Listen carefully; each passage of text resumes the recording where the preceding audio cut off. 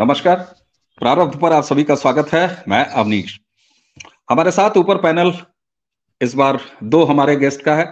व्यालोक पाठक जी हमारे नियमित गेस्ट और पुष्कर अवस्थी जी, आप दोनों का स्वागत है। नमस्कार। राम राम। हेलो भाई, आप म्यूट है। जय सिया राम। जय जय सिया राम। दर्शकों, आज हमारे सामने एक यूट्यूब पर वीडियो बनाने वाले के लिहाज से बड़ा धर्म संकट था। हम अभी एक सब्जेक्ट पर वीडियो बनाने का सोच ही रहे थे कि दूसरा सब्जेक्ट, ये चैलेंज हमारे सामने प्रधानमंत्री खड़ा कर रहे हैं, ये सरकार खड़ा कर रही है। कैसे खड़ा कर रही है? भारत रत्न आज अनाउंस हुए हैं और एक साथ 3 भारत रत्न अनाउंस हुए हैं। पहला भारत रत्न चौधरी चरण सिंह, जो कि प्रख्यात किसान नेता धरतीपुत्र चरण सिंह जी को दिया गया है। उसी के साथ दिया गया है पीवी नरसिम्हा राव जी को, और स्वामीनाथन, जो कि भारत में हरित क्रांति के जनक माने जाते हैं। तीनों अपने अपनी विधा के महत्वपूर्ण उपलब्धि हासिल किए हुए व्यक्तित्व हैं। लेकिन कहीं ना कहीं ऐसे लोग जो ये कहेंगे कि नरेंद्र मोदी इन पुरस्कारों के बहाने राजनीति कर रहे हैं, तो अगर राजनीतिक संबंध देखा जाए तो नरसिम्हा राव का कोई राजनीतिक संबंध नरेंद्र मोदी की विचारधारा, उनकी पार्टी से नहीं था, बल्कि स्वर्गीय नरसिम्हा राव जी तो कांग्रेस से आते थे। चौधरी चरण सिंह कभी न जनसंघ, न संघ और न भारतीय जनता पार्टी से कोई मिलाप है। इसलिए ऐसे सभी मुंह हमेशा के लिए बंद हो जाने चाहिए कि प्रधानमंत्री नरेंद्र मोदी और उनकी सरकार का भारत रत्न के ये तमाम निर्णय, चाहे वो कर्पूरी ठाकुर के हों, चाहे ये तीनों फैसले हों, और एक और वो नाम मैं भूल रहा हूं, जरा प्लीज बता दीजिएगा, क्योंकि इतने ज्यादा। कर्पूरी ठाकुर, आडवाणी जी, एक आडवाणी जी को छोड़ के बाकी जो अब तक घोषित 5 हैं, उनमें से 4 का, एक का तो राजनीतिक कोई वास्ता ही नहीं है, लेकिन बाकी 3 जो राजनीतिक पुरुष हैं, कर्पूरी ठाकुर, नरसिम्हा राव और चौधरी चरण सिंह, उनका पार्टी से, भारतीय जनता पार्टी से दूर दूर तक कोई मतलब नहीं है। इसलिए नरेंद्र मोदी पुरस्कारों के बहाने राजनीति कर रहे हैं, ये कहना बंद हो जाना चाहिए।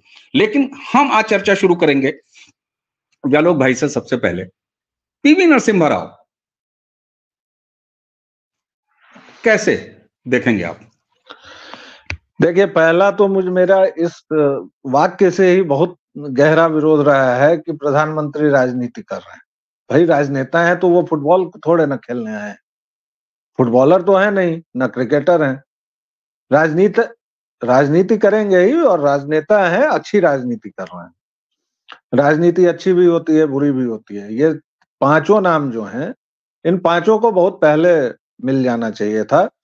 गुरु दक्षिणा चुकाने में होता है, कई बार आदमी लेट हो जाता है, तो गुरु दक्षिणा उन्होंने सबसे लेट में चुकाई है, लेकिन चुका दी। नरसिम्हा राव को सबसे पहले मिल जाना चाहिए था इन सारे नामों में। कर्पूरी ठाकुर उनसे भी वरिष्ठ थे, तो उनको भी मिल जाना चाहिए था, क्योंकि कर्पूरी ठाकुर पर हम लोग एक बार पहले बात कर चुके हैं कि उनकी जिस संपदा को, जिस विरासत को घोषित अपराधियों ने, चारा चोरों ने जिस तरह से चुराया, या फिर यूपी में जिस तरह से मौलाना मुलायम ने चुराया, वो असल में अगर सामाजिक न्याय के कोई भी अग्रणी नेता थे तो वो कर्पूरी ठाकुर थे। इसलिए, और एमएस स्वामीनाथन को तो मिलना ही चाहिए था। भाई, हरित क्रांति के, जहां आपको अमेरिकी अपने सुअरों को खिलाने वाला गेहूं कभी दिया करते थे, लाल गेहूं। पुष्करता को बहुत अच्छे से याद होगा, उस समय लाल गेहूं आता था, आपको भी याद होगा, हमारे अंकल वगैरह बताया करते थे। तो वो लाल गेहूं से आपको आत्मनिर्भर बनाया उन्होंने, हरित क्रांति की, तो उनको भी मिलना चाहिए था। लेकिन नरसिम्हा राव, और ये मैं खुल के कहूंगा कि ये भारत को कांग्रेस नामक वायरस से मुक्त करने की दिशा में ये मोदी जी का मास्टर स्ट्रोक है। और मुझे बीच बीच में थोड़ी शंका होती है, मतलब मैं शंकालु प्रवृत्ति का हूं, पत्रकार हूं, तो हमें कहा जाता है कि डाउट एवरीथिंग, और मैं उन पक्षकारों की तरह का पत्रकार नहीं हूं। मैं पत्रकार हूं और मुझे बहुत गर्व है कि मैं खांटी पत्रकार हूं। तो हमें कहा जाता है कि किसी भी चीज को, पहला जो हमारा सबक होता है कि किसी भी चीज को आप सामान्य तौर पर मत देखिए, डाउट एवरीथिंग। तो मुझे बीच बीच में डाउट होता था कि मोदी जी 370 बोल रहे हैं, 400 से ऊपर, यार कुछ ज्यादा तो नहीं हो रहा है। लेकिन जैसे ही अगले दिन उनका काम मैं देखता हूं, तो मुझे अब इस बात में कोई शक नहीं रह गया कि इस चुनाव में वाकई वो कांग्रेस मुक्त भारत बना देंगे और दर्शक दीर्घा में कांग्रेस को बिठा देंगे। इसलिए क्योंकि तेलुगु बिड्डा पोलमपति वेंकट नरसिम्हा राव के साथ जो दुर्व्यवहार इटालियन सोनिया माइनो ने, तत्कालीन सरकार ने, कांग्रेस के उनके चमचों ने या विषधर राहुल ने किया, वह भी जनता को याद दिलाया जाएगा। ये लोग सारा एक शेर बोलते हैं ना, सब तख्त उछाले जाएंगे, सब ताज गिराए जाएंगे। तो सारे तख्त उछाले जा रहे हैं, सारे ताज गिराए जा रहे हैं, और बस नाम बचेगा उसी का जो 370। ये संख्या क्यों? ताकि हर रोज नया जख्म नहीं, वो जख्म नासूर बन जाए। अनुच्छेद 370 भी तो तुम लोगों ने बहुत साल तक चलाया था ना। पीवी नरसिम्हा राव को 1991 की त्रासदी से वह भारत को निकाल कर लाए। लोग आज मनमोहन सिंह कहते रहते हैं, लेकिन उस वक्त वित्त मंत्रालय किसके पास था और वित्त मंत्रालय की पूरी बागडोर किसने संभाली थी, यह उस समय के इतिहास को अगर आप खंगालें, हमारे दर्शक खंगालें, तो सब पता चल जाएगा। और उस पर तत्कालीन राजनेताओं ने जो किताबें लिखी हैं, जो मेमोयर्स हैं, वो भी बताते हैं कि सारा कुछ नेविगेशन पीवी नरसिम्हा राव कर रहे थे, और उसके तहत ही WTO हुआ, गैट हुआ, उसके बाद ये जो LPG हुआ, लिबरलाइजेशन, प्राइवेटाइजेशन और ग्लोबलाइजेशन, जिसको फिर अटल जी की सरकार ने गति दी। फिर 10 साल इन लोगों ने उसको बैक गियर लगाया, और 14 से 24 तक मोदी जी उसको ले जा रहे हैं। तो वो पहले व्यक्ति थे। इसके साथ उनका एक एहसान जो हम भक्तों को नहीं भूलना चाहिए, कि वो पूजा बहुत करते थे, और ऐन मौके पर बहुत सारा पूजा करने लगते थे। 6 घंटे एक बार उन्होंने पूजा की थी, और उस वक्त वह किसी से डिस्टर्ब भी नहीं होते थे। तो तारीख वो दिसंबर की थी, और 5-6 घंटे पीवी नरसिम्हा राव पूजा पर बैठे रह गए थे। 6 दिसंबर तारीख थी, अगर मैं गलत नहीं हूं तो। जी, 6 दिसंबर ही थी, और सख्त मनाही थी कि पूजा से उनको नहीं उठाया जाए। तो भक्तों को तो बिल्कुल नरसिम्हा राव के लिए इसका इंतजार था, लेकिन इसके बावजूद, इसके अलग अगर एक नेता के तौर पर हम देखें, कांग्रेस ने क्या क्या पाप किए हैं, अगर इनके पाप गिनाए जाएं, मुझे आश्चर्य होता है कि अभी भी विषधर राहुल के साथ 100 ही सही, 200 ही सही, ये लोग कौन हैं, किस मानसिकता के हैं ये लोग, और कैसे चलते हैं। सीताराम केसरी को इन्होंने जबरन जिस तरह निकाला था, वो हम सबको याद है।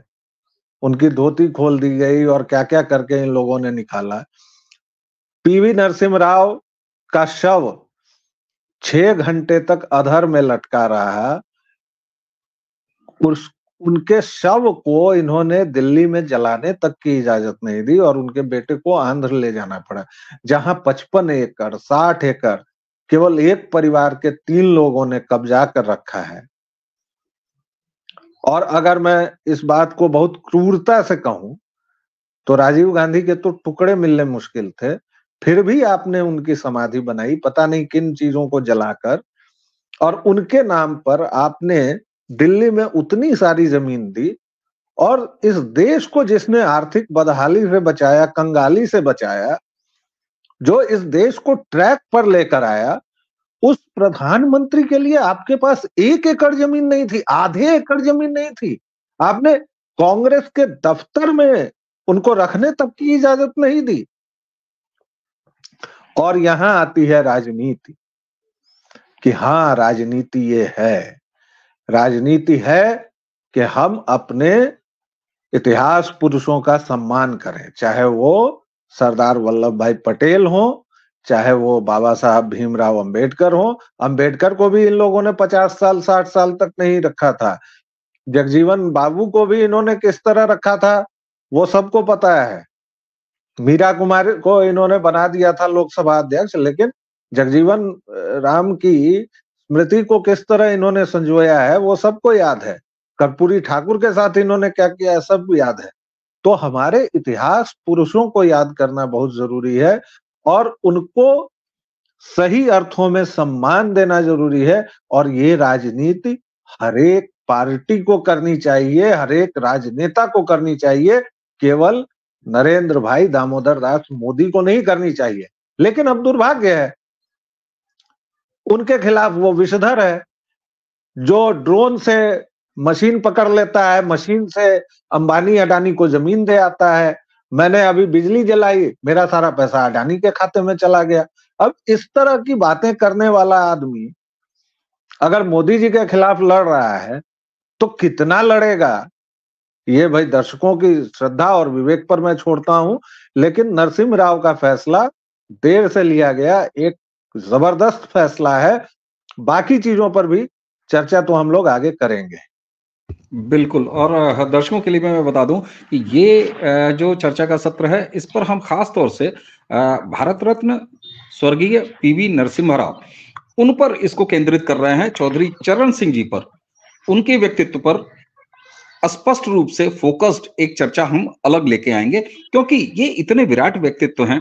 भारत रत्न अगर देश का सर्वोच्च नागरिक सम्मान किसे मिल रहा है तो निश्चित ही इनकी विराटता को एक साथ नहीं समेटा जा सकता। इसलिए दर्शक ये बिल्कुल ना शिकायत अपने मन में रखें कि हम अभी चौधरी साहब को इसमें शामिल नहीं कर रहे हैं। हमने जिक्र जरूर किया है, वो वीडियो हम इसके बाद लेके आएंगे। इसके आगे आपको वही वीडियो देखने को मिलेगा। अब मैं चलता हूं पुष्कर जी के पास। पुष्कर दा, अब जब व्यालोक जी ने ये कही दिया है, और बिल्कुल सही बात है, मैंने एक औपचारिक शुरुआत की कि ये राजनीतिक फैसले नहीं है, लेकिन सच बात तो यह है कि प्रधानमंत्री एक राजनीतिक पुरुष है, वो राजनीति करते हैं, राजनीति करके ही वो प्रधानमंत्री बने हैं। और मोदी वैसे भी कहते रहे हैं साहब कि 4 साल में काम करता हूं, 1 साल राजनीति करता हूं। उनके राजनीति करने का समय अब आ चुका है उनके खुद के मुताबिक। तेलंगाना और आंध्रा में बहुत ज्यादा फर्क नहीं है, इसलिए कि आंध्रा को ही सेपरेट करके तेलंगाना बनाया गया। तेलंगाना में कांग्रेस ने जो अभी विधानसभा में सफलता देखी और जिस तरीके से नरसिम्हा राव की लगातार उपेक्षा की गई, जिसकी काफी डिटेलिंग अभी व्यालोक भाई ने की, आगे साउथ की राजनीति, क्योंकि आप ध्यान रखें कांग्रेस के यही राहुल गांधी लगातार साउथ वर्सेस नॉर्थ की पॉलिटिक्स, गंदी पॉलिटिक्स को हवा देने का प्रयास कर रहे हैं, बांटने का प्रयास कर रहे थे। साउथ की राजनीति में हम खुल के कह रहे हैं कि सम्मान मिला है तो निश्चित रूप से एक रिकॉग्निशन मिला है उस पूरे क्षेत्र को। क्या देखते हैं आप इसका साउथ में इंपैक्ट, समाज में, साउथ की संस्कृति में, साउथ की राजनीति में? देखिए, अपनी बात कहने से पहले जो है मैं इस बात पे आऊंगा जहां से आपने बात की शुरुआत की थी कि नरेंद्र मोदी जी राजनीति या भारत रत्न देने के पीछे की राजनीति।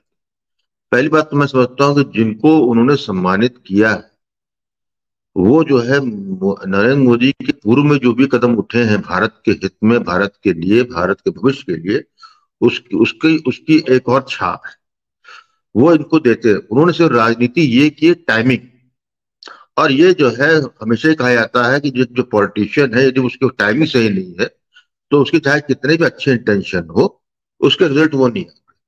तो मैं समझता हूँ टाइमिंग वाली बात जो है वहां तो राजनीति की है, लेकिन नरसिम्हा राव जी को या स्वामीनाथन जी को या चौधरी चरण सिंह को भारत देने में कोई राजनीति नहीं।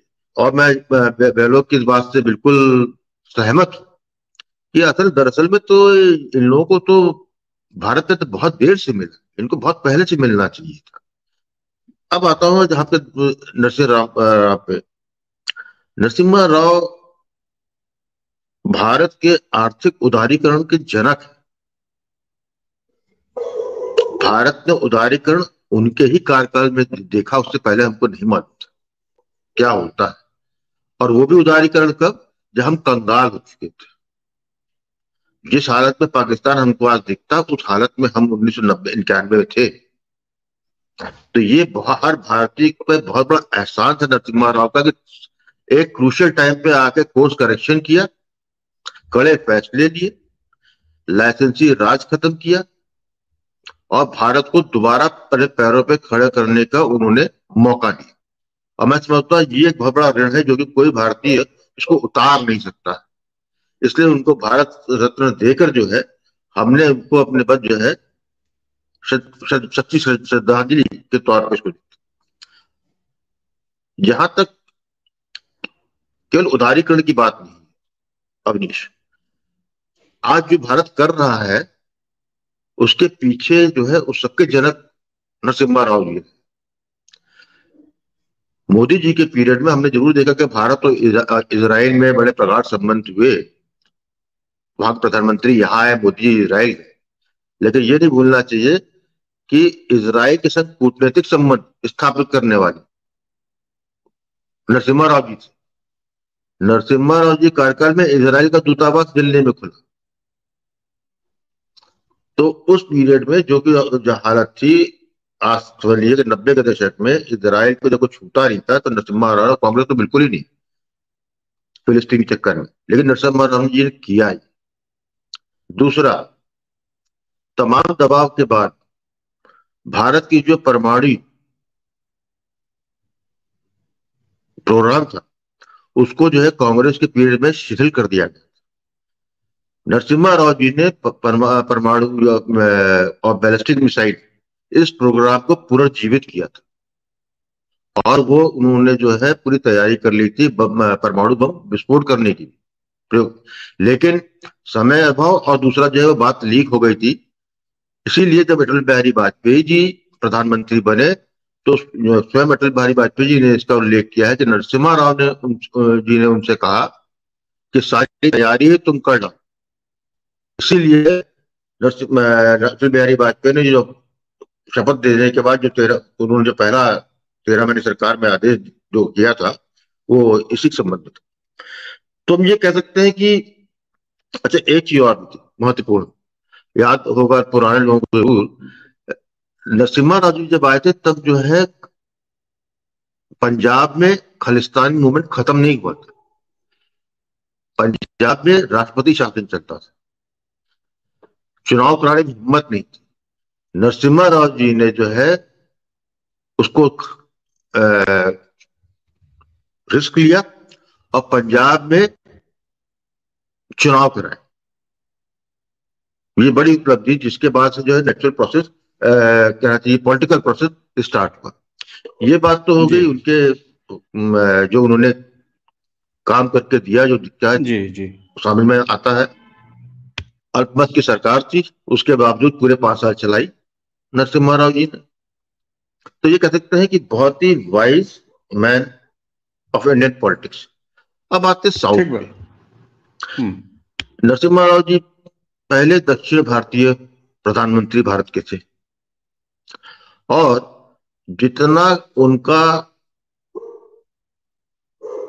बेइज्जती, उनको जो है अपमानित ये गांधी परिवार और कांग्रेसियों ने किया, वो किसी का नहीं। क्योंकि वो उस काल को मेरे सामने आता है कि जैसा वेलोक ने बताया कि यहां तक कि कांग्रेस के भवन तक में उनके पार्थिव शरीर को रखने की इजाजत सोनिया गांधी जी ने नहीं दी थी। बिल्कुल सही बात है, ये तो बिल्कुल जाहिर सी बात है। कितनी नफरत थी कम से कम सोनिया और ये आज के गांधी परिवार के मन में उनके प्रति। और क्योंकि जो है तो पूरा उन्होंने जो है नरसिम्हा राव जी ने अपने कार्यकाल में उससे पूर्ववर्ती कांग्रेस की जो भी आर्थिक नीति या संस्कृति थी उसको पूरा पलट दिया था। उससे कांग्रेस का सोनिया गांधी और उनके जो पूरा कॉकस था वो बड़ा आहत रहा, क्योंकि जो उनकी पावर रहती थी लाइसेंस राज की या जो है 1-to-1 डील करने की, उसका उन्होंने खात्मा कर दिया था। उन्होंने जो सब खोल दिया था। मैं समझता हूँ नरसिम्हा राव जी को जो भारत ने दिया है उसका सीधा सीधा प्रभाव तेलंगाना और आंध्रा में पड़ेगा ही पड़ेगा। इसको यदि कोई नकारना चाहता है तो नकार दे, लेकिन ये एक बड़ा ही भावनात्मक विषय है।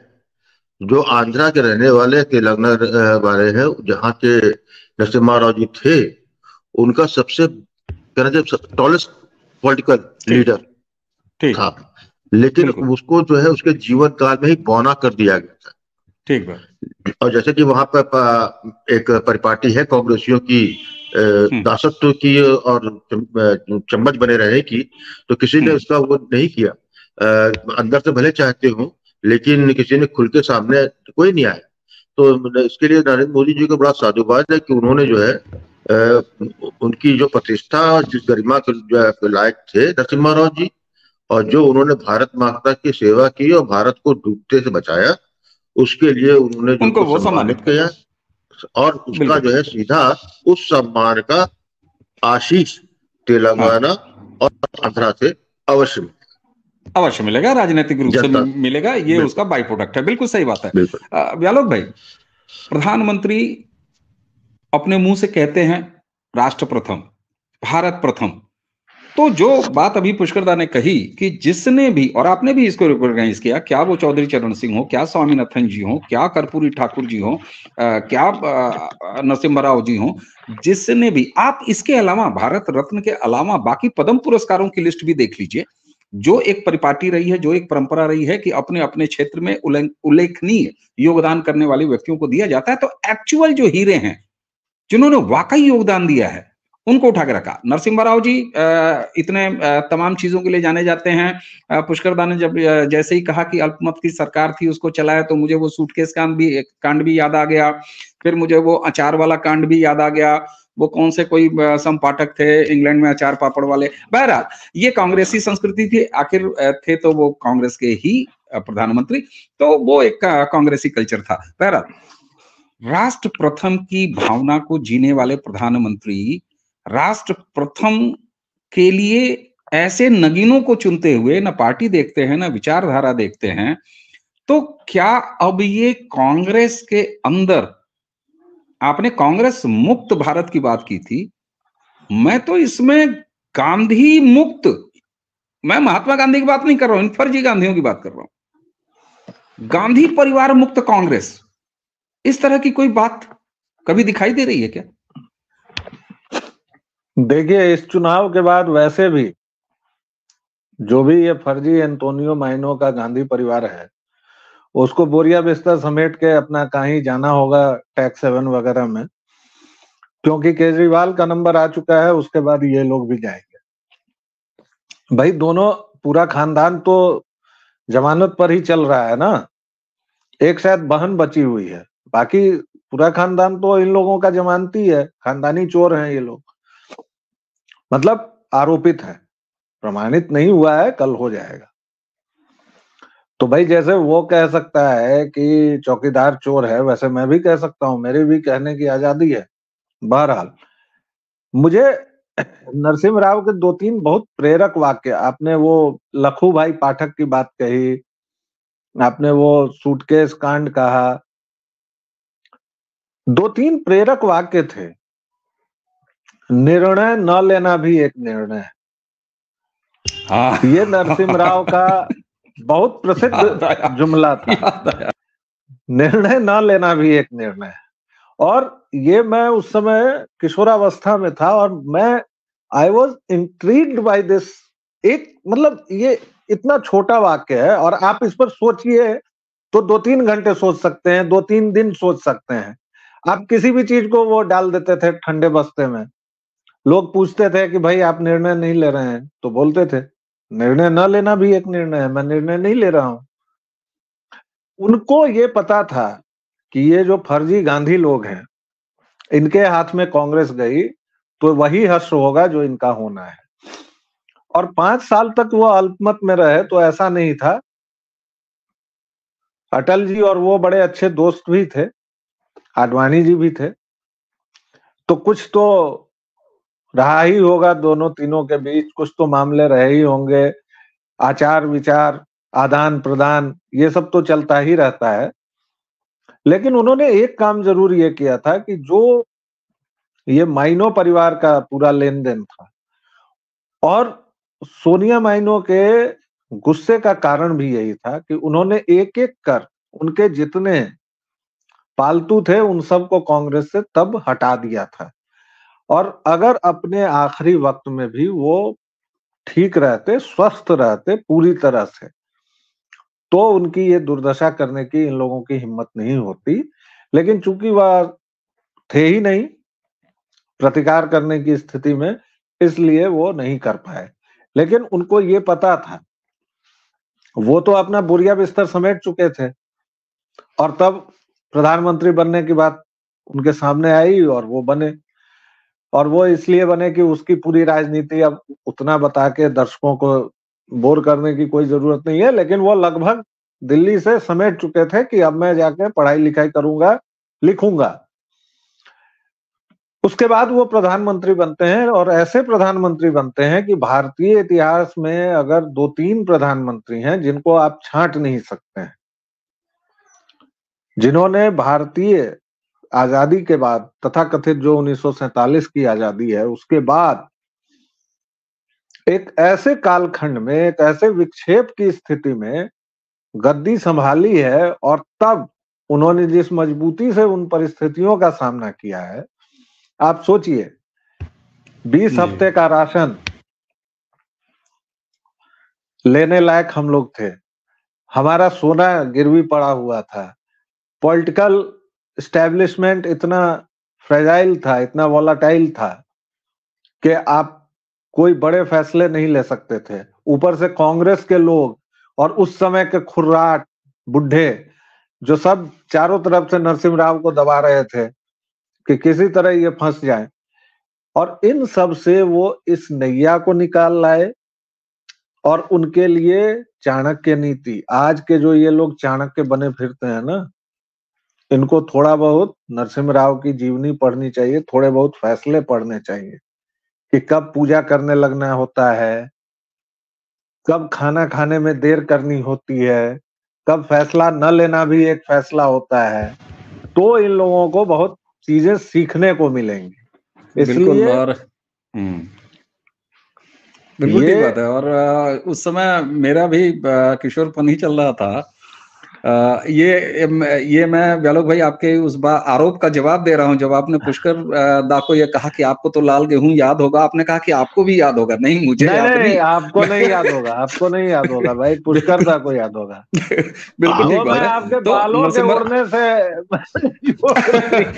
नरसिम्हा राव जी के आपने तमाम कई गुण, जो अनिर्णय की स्थिति भी एक निर्णय की स्थिति होती है, उसी के साथ उनका वो जरा याद कीजिए। उस समय के जो आर के लक्ष्मण के वो कार्टून्स मुझे याद आते हैं, जिसमें उनके फूले हुए नथने और उसके बाद कंधे पर शॉल रख के वो गंभीर से गंभीर मीटिंग पे आंख बंद कर लेते थे। मुझे लगता है वो ध्यान में भी चले जाते थे और संभवतः वहीं से उनका वो जो तकनीकी थी, उनका जो हुनर था कि अनिर्णय की स्थिति भी एक निर्णय की स्थिति होती है, वो निकल के आता था। अच्छा पुष्कर जी, आप समझ कर रहे थे। बिल्कुल। और आर के लक्ष्मण कहते थे, उनका भी ये डायलॉग था कि जो 2-4 राजनेता सबसे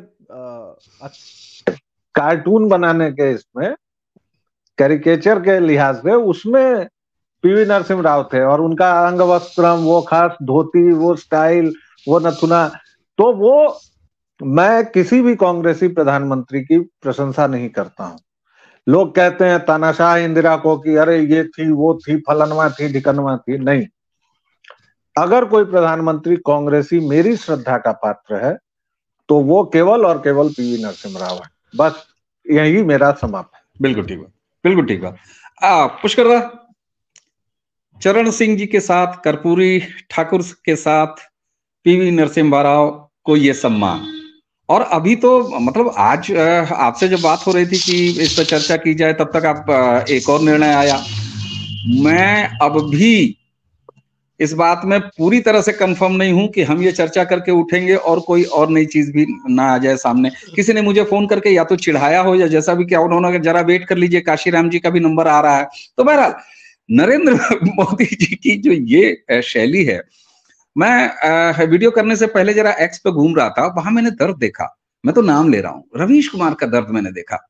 रवीश कुमार अपनी एक एक्स पोस्ट पे ऐसा मुहर्रम सजा के बैठे। उन्होंने कहा साहब देखिए, प्रधानमंत्री ने जब 370 भाजपा के लिए, 400 जो है वो एनडीए के लिए सीटें कर ही दिया है, तो अब जो है अपने खास और लोगों को, कुछ पत्रकारों को, यहाँ तक कि उन्होंने यूट्यूबर्स का नाम लिया, तो कि उनको भी भारत रत्न दे देना चाहिए। तो मुझे एक बार तो लगा ये रवीश कुमार जी क्या कह रहे हैं, फिर मुझे लगा अरे ये तो हमारे जैसे यूट्यूबर्स की भी पैरवी कर रहे हैं भारत रत्न के लिए।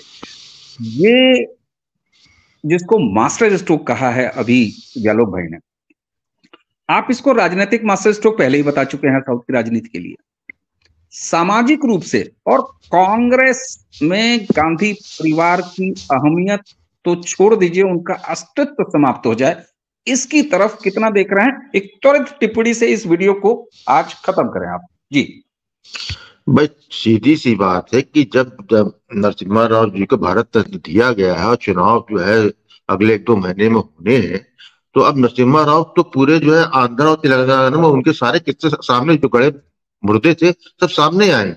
जो लोग भूल गए, इस जनरेशन को नहीं मालूम, जो पहली बार वोटर बना उसको नहीं मालूम कि नरसिम्हा राव की क्या वैल्यू थी भारत के लिए और उनका अंत किस तरीके से किया गया। ये जो है कहना चाहिए पुराने जख्मों को याद दिला।